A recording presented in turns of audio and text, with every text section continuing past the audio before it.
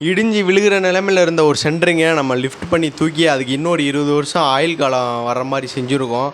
அது எப்படின்னு கேட்டிங்கன்னா, இந்த இடம் தான் நம்ம வந்து வேலை பார்த்த இடம். இது வந்து ஆக்சுவலாக ஒரு சின்ன கடை. இந்த கடையில் வந்து மெட்ரா சென்ட்ரிங் போட்டிருக்காங்க.